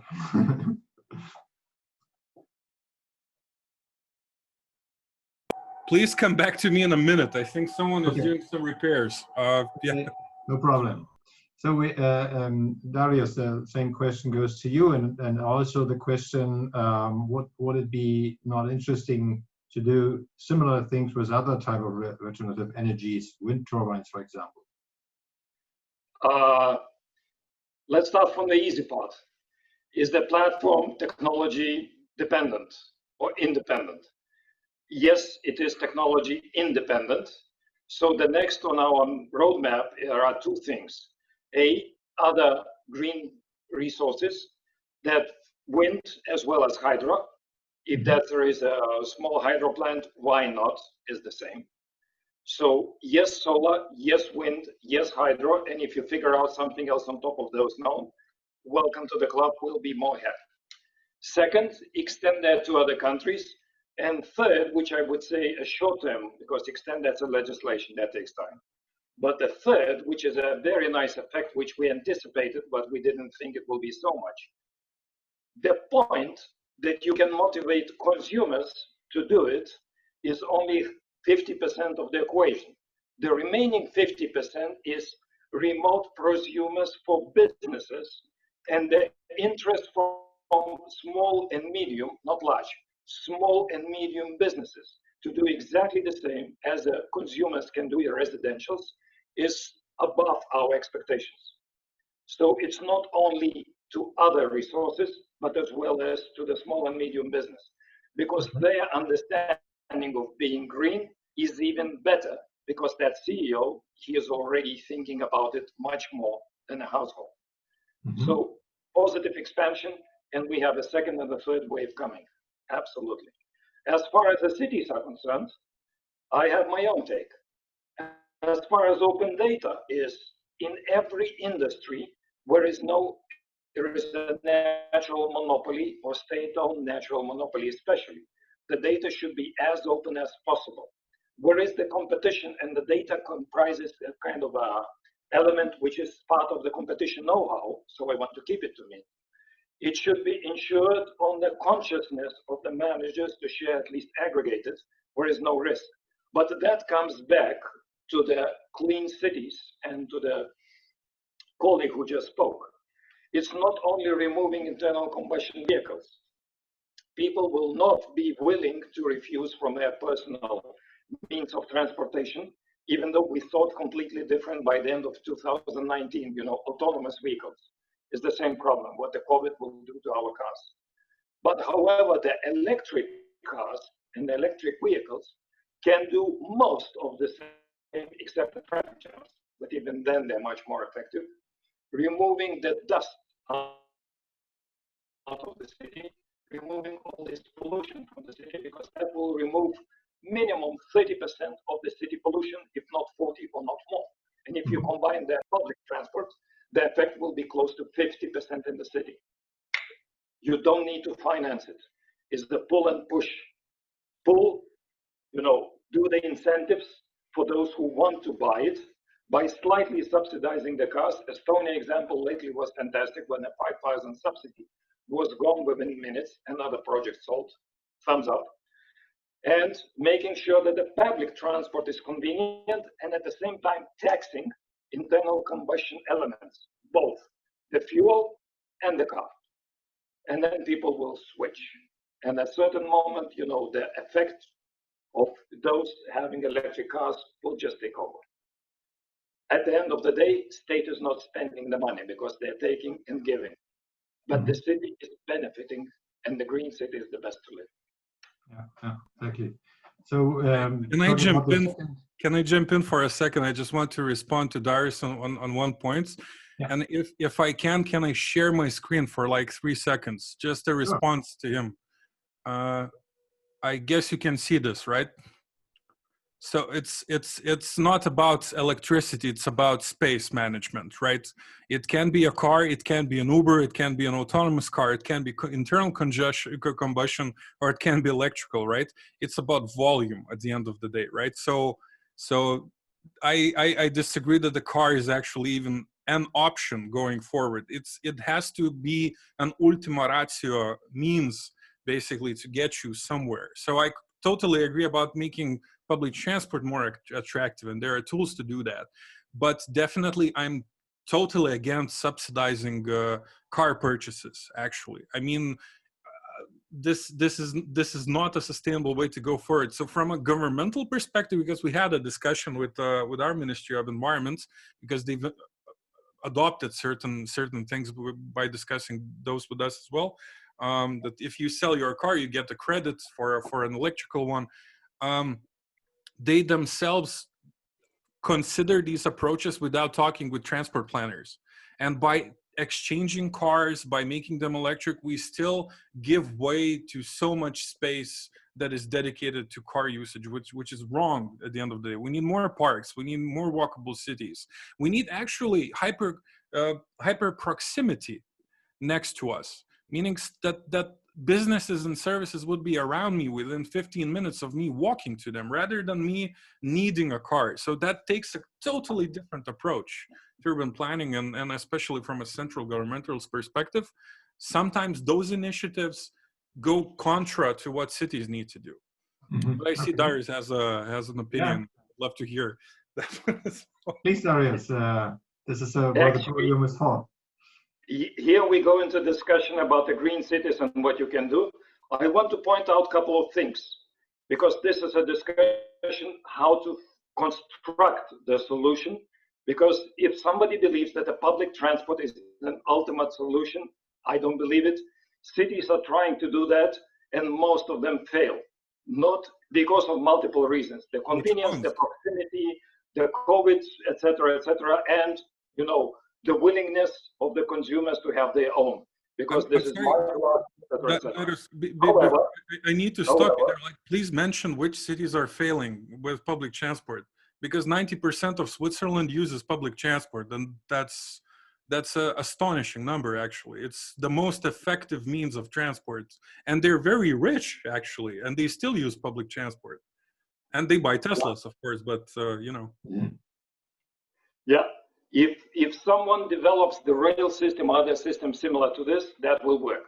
If I look at the cities in Scandinavia, namely if I look at the Danish and the Swedish cities, then I can say that the public transport is fine-tuned to the perfection, with a combination of different modes of transport, buses, trains, metros, are so well fine-tuned that helps you. Combined with taxis, combined with easiness to reach that by foot, combined with, and that's a must, by bicycle, and not on the pavement, on the specific, dedicated, easy to use way, and parking and every other infrastructure, that will work. But that will still, even if you go to Sweden, even if you go to Scandinavia, Switzerland has a specific historic reasons for that, so be careful about it, even though they're rich. Yes, they do. Very specific historical reasons for that. Yes. And that's a cultural formed over decades, if not centuries. That Danes and Swedes still buy the car. But you can do the fusion of the whole model, because it's not the car, it's not the public transport. Is a modification of the complete environment. Residentials should push out the cars. Then the cars itself, if they go electric, they become autonomous. So the parking space and the number of cars go down. And then the application sharing. Hey, look at what's happening in Metropolis. You are thinking from the public perspective. And I'm thinking from the different. And that works. Car sharing does miracles. Especially with the young generation. Because if you look at the young generation and what they see in the same Vilnius, car sharing is changing completely the understanding of the transport. A, of the ownership, B, accessibility, and they're still happy to share the car rather than public transport. If public and that's the problem, actually, because what you can see is, when I graduated from a university, I was not able to afford a car, and no single graduate of university since 2012 is able to go out and buy a car. But you can easily rent a car. So that means, instead of me relying on public transport, now I shift to car sharing, which is absolutely awesome and cool. I mean, I can easily access it, and we promote it as well. I mean, we have Spark in Vilnius integrated for that specific reason. But people then go out of the public transport and they sit into cars, and they live with this old notion that you graduate from public transport. Why? Because you earn more, and now you can afford it without owning a car, which is so much more expensive, but now jumping into a car sharing option. So what actual research says, and we can have a long discussion, I don't want to take over the time. What actual research shows, that cars car sharing actually competes with public transport and steals people from there. And if you want to talk about metropolis, we can talk about Chicago, because that's the most amazing city who actually deep dove into what the situation that car sharing and ride sharing did.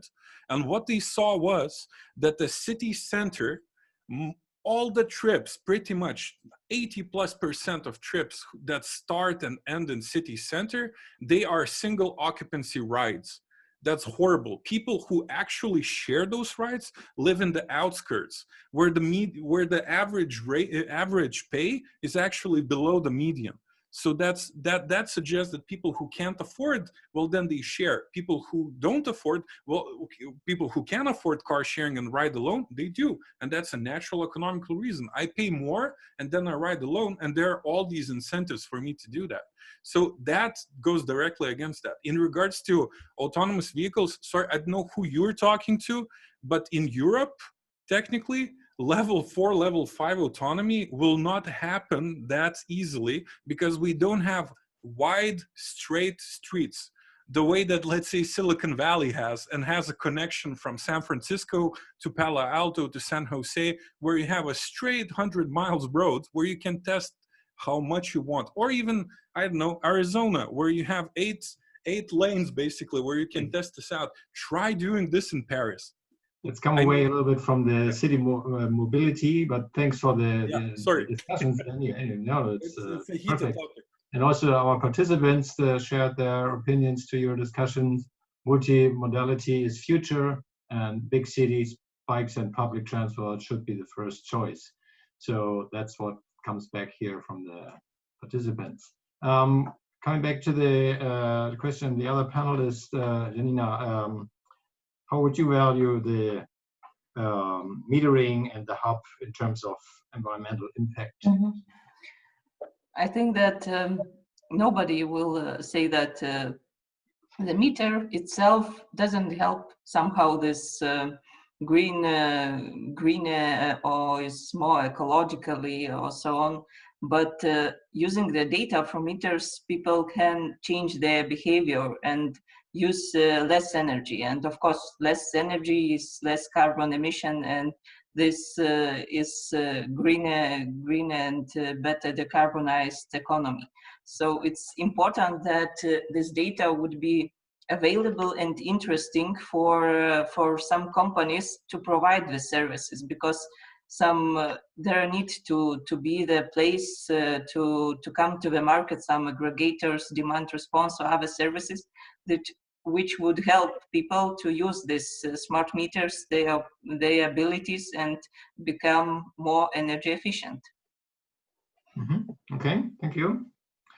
Marie, how is it in your circular economy approach? Of course, that's has an environmental impact in itself, but have you any perspectives, measures to this? Yes, actually, I would like to just share some information that many people, I think, don't know. Firstly, the CO2 emission and other greenhouse gas emission in bio-waste cycling, it's in Australia, it's more than all steel and iron industries together.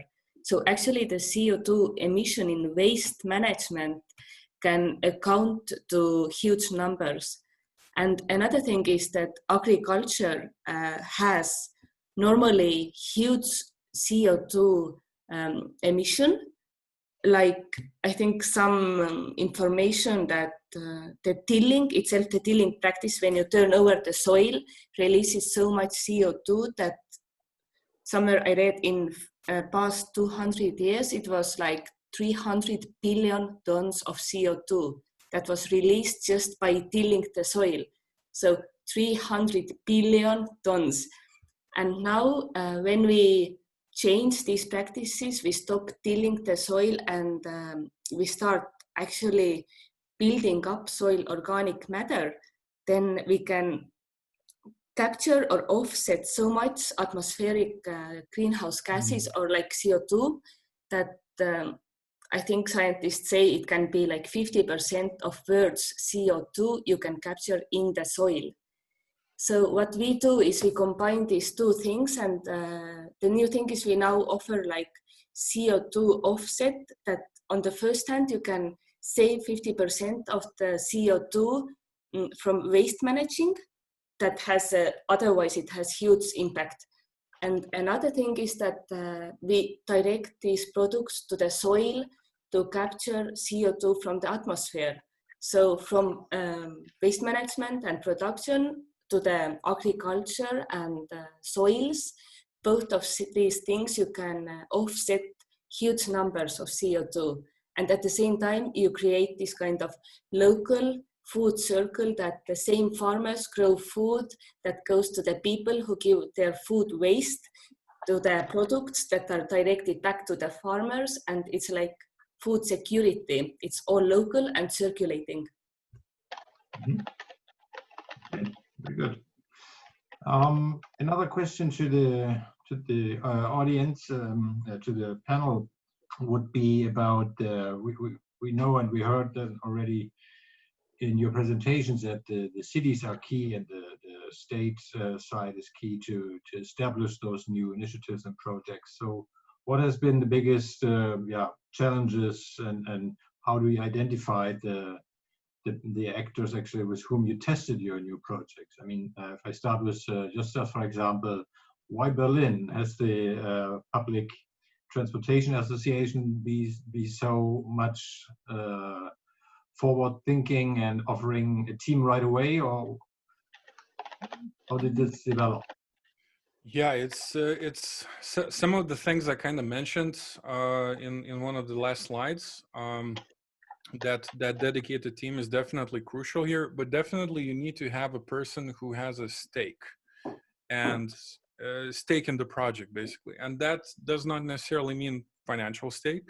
Mm-hmm. It's more of a authority or you know, career stake in essence. And I don't see a problem when, let's say, a new leader joins and they have a pet project that is good, that is weighed against other ones, and then they so believe in it that they sponsor it, they own it basically, and push forward. So with BVG, that is specifically what happens, because their former CFO, Hendrik Haneke, believed so much in multimodality and this idea that Berlin needs to network its transports. Mm-hmm. Again, I might say, actually, because I don't know if most of people who are listening to us even know this, besides, I guess, you, Frank, that BVG has done this 100 years ago, where they introduced a single ticket for different transport modes, right? So for them, it's an ironic repeats of the history. It's like a circular thing, basically. You're going back to the same thing and saying, guys, we need to introduce a new thing. And now it's digital, it's integrated, and you can buy it the same way that you buy a ticket. So definitely that's a crucial thing. But it's, yeah, that and I think that's goes to what Marie even said in her presentation, that most likely people in Tallinn or in the central government even, they don't listen, because you can't find these people who are big believers in these approaches. But honestly, they are there. I mean, some of them, they might be cynical at first, but who is a cynic if not a former idealist, right? So you only need to come and show basically that, no, you're not just another company that is selling snake oil here, right? You have an actually working solution, and then you can start shaping that initiative. But I think that's the step number one, to identify that specific person. It requires a lot of work, of course, and relationship building. And I think that's the crucial thing. And Berlin, very quickly, no other city in Europe has so many providers in one place. No other city actually suffers from that as well. I mean, if you walk in Mitte, if you walk in Friedrichshain, what you notice is so many kick scooters that are standing there right there on the street, or bikes even before that were just basically abandoned or destroyed because they're taking up space, right? So it was a natural choice. And for us, it's also like most of the mobility companies, most of the mobility leaders are based in Berlin even. So yeah, those things basically in that order, I would say. Yeah. Thank you. Darius, we heard about the regulations and the difficulties. So you managed to convince the public side to change legislation, and I guess Marie might want to learn something from you here. How did this happen? It was a long way. Your mic? Yeah. It's absolute standard in a textbook. The textbook, there should be a push-pull, situation, a willingness of the government to do something, and an active help. And the willingness you can stimulate to a certain extent, but the willingness was there, because in my presentation, I skipped that very quick. Lithuania is lagging behind big time, because by the end of 2020, we should have 34,000 prosumers. And we are far below that target a year ago. So government realized that. Here we come with the idea how to help. And then government turns back for an assistance of what way is the most effective to do that. So we cooperated a lot, sharing ideas and constructing the model, which later went into the legislation. And it took enormous amount of time. Economically, I would say the amount of time we spent for that really huge one. But now the knowledge is here, so we're happy to share. But it's a talking to them, to the government when they have a push. And if I look to the states around Lithuania, at least, I don't see the government which would not have the push. Just they might choose to ignore it. And hence then the interest of the business to come up and help them to understand and realize the need and the pain. Mm-hmm. And once they do, offer help.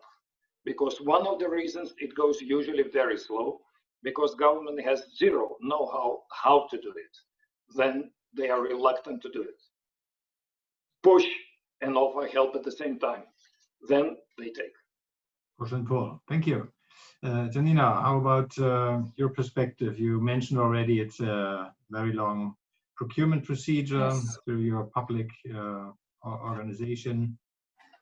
What else is hindering? Well, yes, I can say maybe there are three aspects, as I mentioned, and Marisa mentioned that public procurements are really the difficult stage because they take a long time, a lot of resources, and you never are sure about outcome. And for us, of course, in Lithuania, we have the most strict law of public procurement in all Europe. So it is the bigger challenge than in other countries to buy some good technologies or to innovate, for example.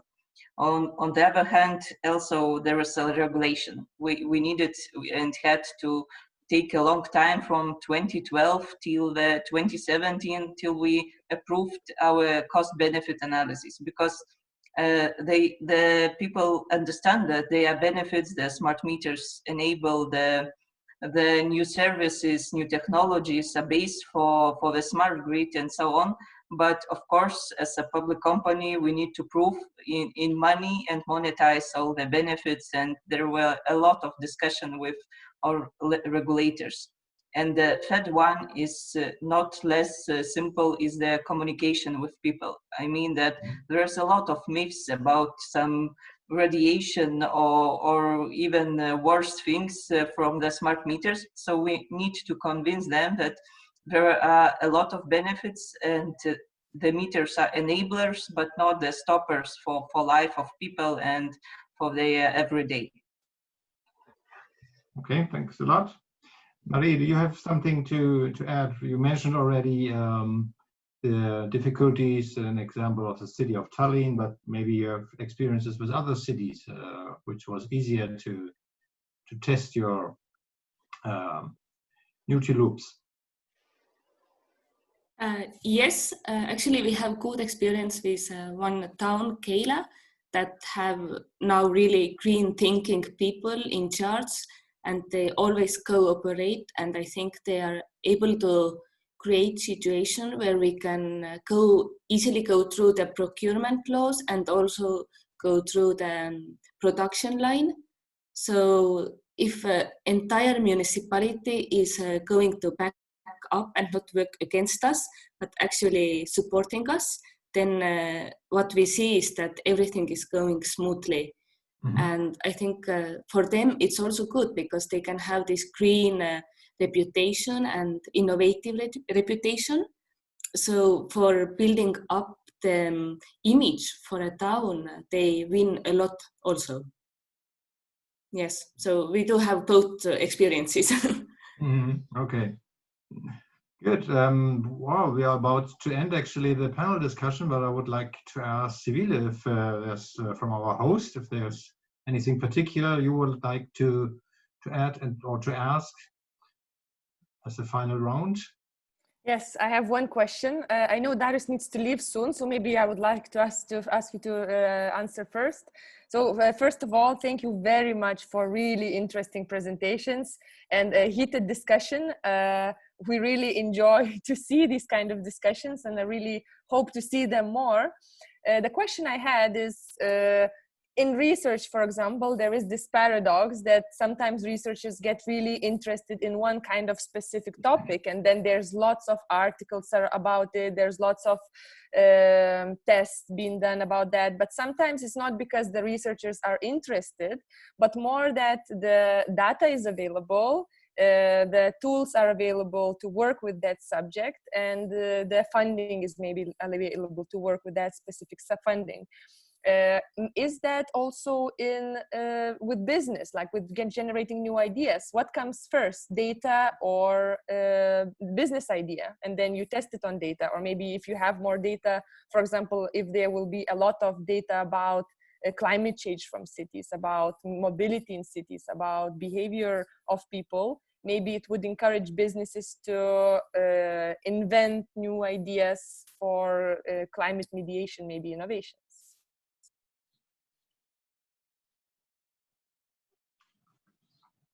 Darius, would you go first? Yeah, I would be happy to. This mostly the question about the chicken and egg, you know, who comes first? And from my perspective, I should say business, even though we're state-owned, but I should say business because that's the way we act, is availability of data is not a showstopper. The idea comes first. As long as we believe in A, this is possible to do it, even though that's on the edge, and B, that idea will bring the value. And the value which is somehow substantial and somehow numeric. Sometimes we do something which is just a better and greener. So the idea comes first. If the data is not available, then it's our job to figure out how to dig that out, whom to ask, how to construct or deconstruct, or to collect simply in one way or the other. So I've seen very few ideas which were stopped because of lack of data, but I've seen many ideas never coming up because nobody bothered to think about it. So business is driven by idea first and belief that you can go through the barrier, even though that seems to be built out of concrete, and get over. You can negotiate with the government. You can talk to the city municipality and you put the idea right with negotiation skills so they see the benefit. They are ready to cooperate, or most of them ready, at least to those we talked. And if data is not available, you go and ask. You go and ask, you sign an NDA, you spend 3 months or 4 months sometimes, but you get data with few exceptions. And even competitors from time to time share the data with us, aggregated, not much, but they do. If we can show that together, we can do more. So definitely idea comes first. And then boldness. Thanks for that statement. Who goes for idea first or who goes for data first? Please. I maybe can agree with Darius that I think from our perspective, the idea comes first too. But of course, we are quite regulated company, and but we try to do some innovations, some new projects. So because the market is changing and we have to change. So sometimes the data is needed, but it's not really a stopper. And we are trying our best to implement some ideas and to find a way for them to go. Okay, thank you. Marie, Justus, anything to Yes, add? I think it's quite the same as Darius said. Exactly, the idea comes first. As long as you believe you can do it, and like in this kind of offsetting CO2 to the soils, the data is really not too advanced, and I think more research needs to be done. But at least we know it's possible. We know that there are good results, only like how accountable and how expensive is testing and all these kind of questions. We don't know all solutions, but we believe it's possible to make it happen in a way it's sustainable. Yeah, so first idea, and then we try to see how to make it happen. Thanks, Marie. Thank you. Justus, last statement. Yeah, thank you. I'll try to be short. I don't want to be contrarian to Darius. I just want to qualify what that idea actually means, because technically we are a product organization, and it's and the way we develop our products, we apply research tools. I used to be in academia, so I'm pretty familiar with scientific method, right? So you need to raise a hypothesis basically, but that hypothesis has to be based on a consumer's problem. So a very quick story. We knew that people in Jakarta are traveling horribly difficultly with their public transport. We had a hypothesis, because we know that's like top third city in the world population wise, size, the complexity of it. So what we did, we flew there and we spent a month there, and we looked for opportunities how to actually make it work. We knew that there should be a vision of a mobile application, because we're in the business of building mobile applications. So the end goal was kind of clear, but the way it should look, what should it power, all of that was not known. We managed to get the data, but it was horrible, because different small micro buses, they have GPS trackers, but even the supply manager doesn't know on which route are they. So we had to build a tool that actually predicts on which specific line is that bus running, right? We had to enhance our routing algorithm to be able to work with that data. So we built a lot of tools around it, and now two things happened.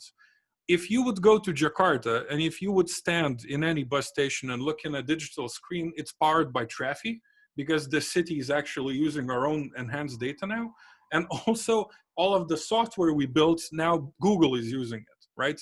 Because we were willing to look for the problem. We were willing to spend time, embed ourselves, use anthropological basically tools to look for the solution, talk with the consumers. And the cherry on top is when you get an email from a woman who lived in Jakarta her all life, and she writes you and says, I always take 2 hours to get from my work to my from my home to my work.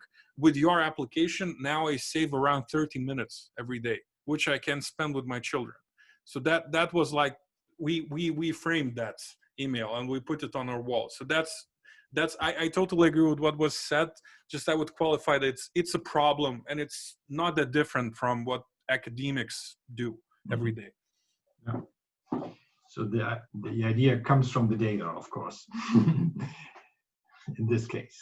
Okay, thank you very much to all presenters, to all participants also for staying with us. I think we need all four of your initiatives and products to make our world even greener. And I look forward to test and try. Well, I start with one, which is clear in Berlin, but I hope to get access also, as Darius mentioned, to the international growing idea of the booking solar panels. And yeah, we will have a final short poll for the participants before we end, and that's about the reflection, how useful was this today. And while you are voting, let me just announce the last webinar in this series will take part next Wednesday, same time. And then we'll come back after the summer break in September. There is the German dialogue forum then together with the city of Kiel. And yeah, we'll look forward to that and post you the information. Okay, thank you. 100% very useful. That's very nice. That's good to know. We'll keep going like that. And thanks to the host, to Seville and her team for setting up this great program and engaging these great presenters. And all to you, to all of you, a good day and hope to hear and see you next Wednesday. Bye-bye. Thank you. Bye. Thank you very much. Bye-bye. Bye.